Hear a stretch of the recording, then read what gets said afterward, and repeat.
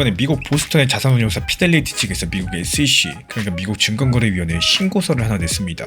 자기는 이더리움 현물 ETF의 등록 내용을 고친 수정본이었는데요. 단순한 행정적인 절차처럼 보였었지만요, 그 안에서는 문장 한 가지가 달라져 있었습니다.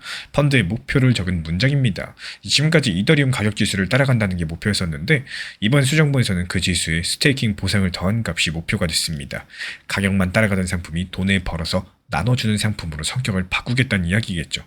그래서 오늘은 이 문장이 왜 달라지는지, 그 배경에 깔린 이더리움의 바닥 두 가지 변화를 말씀드리도록 하겠습니다. 첫 번째 변화는 원가입니다. 머피라는 이름으로 활동하는 온체인 분석가, 그러니까 공개된 블록체인에 남는 지갑별 거래 내역들을 추적해서 분석하는 사람인데, X에 올린 집계에 따르면 이더리움을 100개 넘게 가진 지갑들의 평균 매수가가 구간별로 이렇게 나옵니다.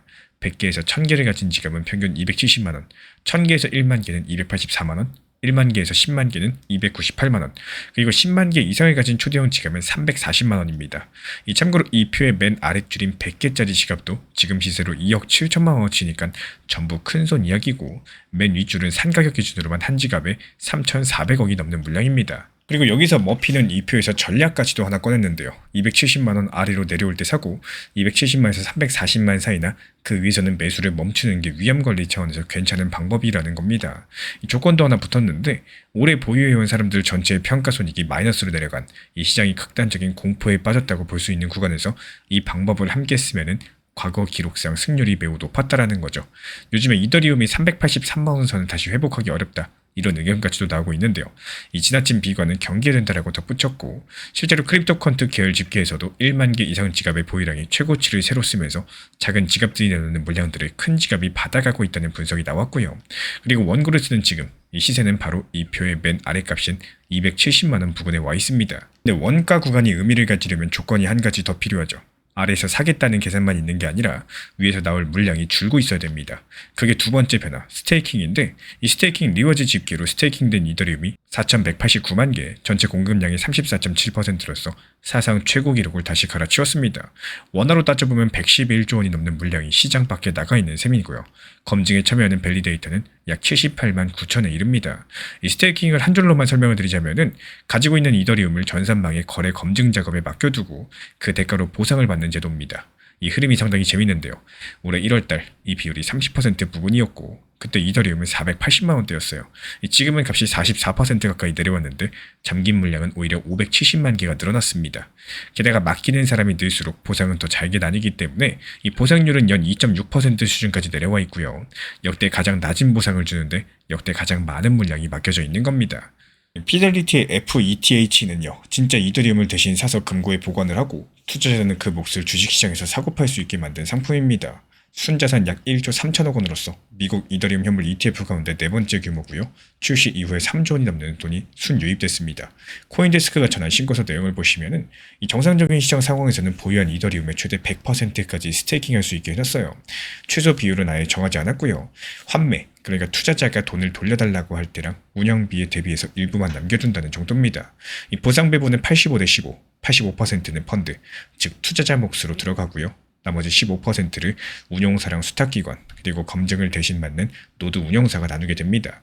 이 노드 운영사로는 블랙데몬, 그리고 피그먼트, 갤럭시 세 곳이 지정이 됐고요.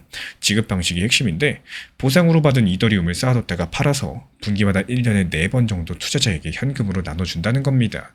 이더리움 ETF를 들고 있으면 배당처럼 현금이 나오는 구조가 된다는 거죠. 그리고 피델리티가 첫 번째 주자도 아닙니다. 작년 가을 그레이스케일이 자기 이더리움 상품에 스테이킹을 먼저 붙였고, 올해 초부터 보상 분배를 시작을 했는데, 21 쉐어즈도 올해 초부터 나눠주기 시작을 했고요. 올해 봄에는 블랙록이 아예 스테이킹 전용 이더리움 상품을 따로 내놨습니다. 그 상품은 보상의 82%를 다달이 나눠주는데요. 피델리티는 이것보다 높은 85%를 분기마다 주는 조건으로 들어오게 된 겁니다. 이 다음 문장이 오늘 제가 이 영상을 만든 이유가 되는데, 이번 회사들이 하나같이 근거로 삼는 문서가 있어요. 미국 국세청이 작년 11월 이때 내놓은 지침인데요. 업계에서 세이프 하버라고 부르는 요건을 지키는 동안은 불이익을 주지 않겠다라고 미리 약속해준 지침입니다. 그 내용은 이래요. ETF 같은 신탁이, 그러니까 여러 사람 돈을 맡아가지고 정해진 자산만 남도록 만든 법적 틀이 이진 요건만 지키면 보유자산을 스테이킹해도 기존의 세제상 지위를 잃지 않는다라는 거. 왜 이게 결정적이었느냐? 가만히 보관만 해야지 유리한 세금 대우를 받는 신탁이 자산을 굴려가지고 수익을 만들기 시작을 하면요, 그 대우가 통째로 흔들릴 위험이 있었습니다. 이미 문서로 정리가 되면서 1년도 안 되는 사이에 미국 이더리움 ETF 업계가 줄줄이 배당 상품으로 옮겨가고 있다는 거고, 그리고 이 지침에서 가장 큰 대목은 범위입니다. 이 특정 회사에 내준 허가가 아니라 요건만 맞으면 누구나 쓰는 일반 규정이기 때문에 그때 이미 미국 코인 ETF 전부가 보상받는 상품으로 바뀔 수 있는 조건이 문서로 마련되어 있었던 거예요. 이 서두에 그 문장이 달라질 수 있었던 이유가 바로 이겁니다. 경쟁의 축도 바뀌죠. 지금까지는 어느 ETF가 이더리움을 많이 모으느냐의 경쟁이었다면은 이제는 누가 보상을 더 많이, 더 자주 돌려주느냐의 경쟁이 되고 82대 85라는 숫자가 그 증거가 되고요. 그리고 이 경쟁은 아까 그 잠김과 하나로 이어지게 됩니다. ETF들이 보관 중인 이더리움까지 검증 작업에 맡기기 시작을 하면은 그 물량도 잠김에 합산이 되고 시장에 풀려있는 물량은 더 줄어들게 됩니다. 아래에는 사겠다는 계산이 공개되어 있고요. 위에서 나올 물량은 계속해서 줄어드는 상태가 된다는 거죠. 그래서 제가 바라보는 관점은 미국 SEC 절차가 끝나는 대로 피델리티가 스테이킹과 분기 지급을 실제로 가동을 하고 비슷한 구조가 나머지 상품으로 번지게 되면서 스테이킹 비율은 최고 기록을 더 갱신하는 흐름들, 또 가격은 당분간 270만에서 340만원 구간 안에서 오르내리면서 270만원 아래로 눌리는 날에는 공개되어 있는 매수 계산들이 실제로 작동하는지 확인하는 순서입니다. 그 근거는 세 가지예요. 그 지침이 일반 규정이라서 뒤따르는 회사도 그대로 쓸 수가 있고요. 또 보상 없는 상품에서 있는 상품으로서 돈이 옮겨가는 경쟁 압력이 이미 확인돼 왔습니다. 그리고 보상률이 2.6%까지 내려왔는데도 잠김이 늘어난다는 것은 이 물량이 단기 수익률에 반응하는 돈이 아니라는 뜻이고요. 그리고 평균 매수가 340만 원인 초대형 지갑들은 지금도 ER 남는 평가손 상태인데요. 이 들고 기다리는 동안 현금이 나오는 구조가 생기면 팔 이유보다 들고 갈 이유가 하나 더 늘어나게 되겠죠. 그래서 이더리움 큰 손들의 평균 원가는 270만에서 340만원 사이에 몰려있고 지갑이 클수록 더 비싸게 샀습니다. 공급의 34.7%는 사상 최고 규모로 시장 밖에 나가 있고요. 피델리티는 그 잠김에 분기 현금 지급까지도 붙이는 신고서를 냈습니다. 그리고 이 변화 전체의 출발점에는 작년 11월 미국 국세청의 지침 한 장이 있었어요. 한 가지만 한번 여쭤보겠습니다. 이 다음에 먼저 깨지는 쪽은 어디가 될까요? 스테이킹 비율이 또 한번 최고 기록을 세우는 쪽일지, 아니면 270만원 원가선이 무너지는 쪽일지 댓글로 여러 가지 생각들 남겨주시고 이 둘 중 하나가 실제로 벌어지는 날 그 숫자를 들고 다시 찾아뵙도록 하겠습니다.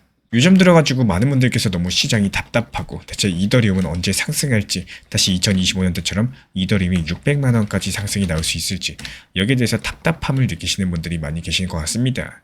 이더리움이라는 코인은요, 이 코인 시장에서도 누구나 알고 있을 정도로 대형 코인 중에 하나겠지만 문제는 시장 흐름에 맞춰가지고 어떻게 내가 대응을 하고 만들어 나가는지가 핵심인데, 대부분의 많은 분들께서 그냥 보유만 하고 있으면 어떻게든 되겠지, 이런 생각으로 안일하게 보유하고 계신 분들이 많은 것 같습니다. 정답은 물론 없겠지만요, 이 과거랑은 다르게 시장 흐름 자체가 많이 바뀌고 있다, 이것만큼은 사실이기 때문에 지금 시장이 어떤 방향으로 흘러가는지를 꼭 알고 계셔야 돼요. 제가 안내 도움 드리고 있는 정보 커뮤니티에서도요, 이 많은 분들께서 가장 관심 있어 하시는 알트코인 단기 종합방 같은 경우는 항상 말씀을 드리고 있지만 무조건적으로 업비트, 빗썸, 이 현물 매매에 대해서만 안내를 도움드리고 있습니다. 무리한 몰빵 투자라거나 아니면은 이 도박에 가까운 방향성이 아니라 오히려 시장은 언제든지 급락할 수 있다, 이런 생각들과 먼저 팔아야 내 돈이 되는 거고, 그리고 수익을 내야지 장기 투자도 가능하다, 이런 생각으로서 목표 타점을 잘 활용하는 방향성을 안내 도움드리고 있습니다. 간단하게 정보방에서 안내드린 내용들 바탕으로 설명을 드리자면은 쉽게 생각하시는 게 가장 편합니다.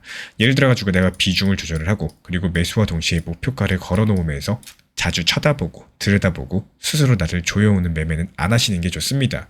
이 카이토 코인 같은 경우도 마찬가지죠. 매수와 동시에 목표가 걸어놓고 신경을 덜 쓰다 보시면 이 다음날 목표가에 도달해 있고, 그리고 그 다음 오후에는 여유롭게 버추얼 프로토콜을 들어가면서 또 목표가를 걸어놓으시다 보면은 이어지는 저녁 때쯤에는 목표가 달성해 있는 상황입니다. 그리고 이름은 비슷하지만 카이트코인 같은 경우도요, 매수와 동시에 목표가를 걸어놓고 다음날 오전에 목표가 도달까지도 한 내용입니다.